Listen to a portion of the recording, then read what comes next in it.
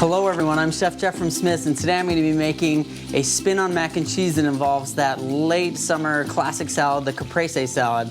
You know, the mozzarella and the fresh tomatoes and the basil, all those wonderful fresh flavors I'm going to put into mac and cheese. So how could it be bad, right? And trust me, it can't be bad. It's going to be good. Let's get right into it. Okay, so in this pan here, I've got some butter that's boiling. We're gonna make a roux, and that's what's gonna be the base of our cheese sauce. So a roux is just basically flour and butter, that fancy French word. And what I'm gonna do is, so I've got my butter melted, I'm gonna add the flour and just give it a stir until it comes into like almost like a paste.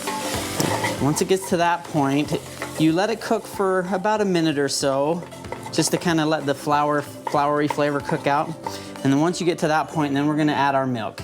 Now, you could add cream or half and half, goat milk, almond milk, all those types of things will all work in this situation, but we're just gonna use regular old-fashioned milk. Okay, so once the cold milk has gone into the hot roux, then you stir it and kind of keep it on a lower heat. You don't want it to get too hot because then it will burn. So, and eventually it will start to thicken. I have one over here that's to that point. Now, the kind of what you're looking for is to where the sauce will coat the back of a spoon, and that's what this one is doing right here, as you can see. So that one's ready for mixing cheese into it. So let's start making our mac and cheese now that our white sauce is cooked. Okay, so I'm going to add into this lemon zest, salt and pepper. And I'm just whisking away. And then now is when all my cheeses go in. I've got Parmesan cheese here.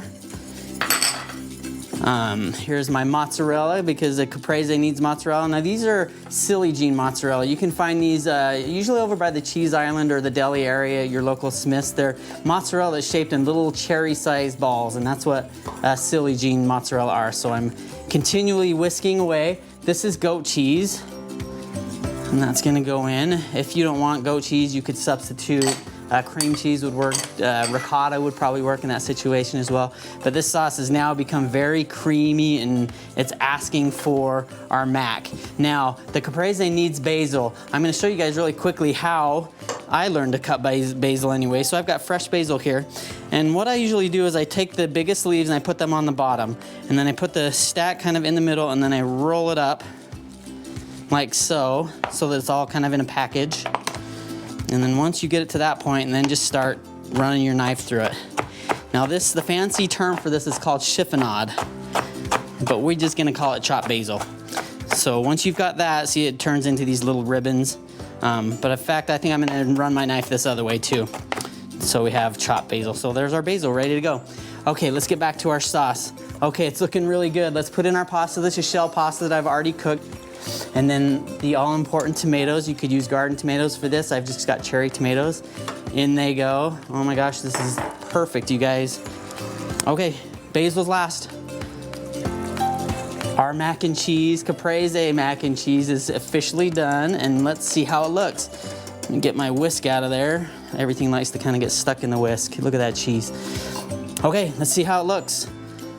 And it looks good, I can tell you that already, guys. My mouth is watering looking at this. Oh my gosh, look at this, you guys. Oh, that's our Caprese mac and cheese that I use just with those classic late summer Caprese salad ingredients, the tomatoes, the basil. Looks beautiful. Super simple. You can find these ingredients at your local Smith's. Thanks for joining me, and we will see you next time. Bye-bye.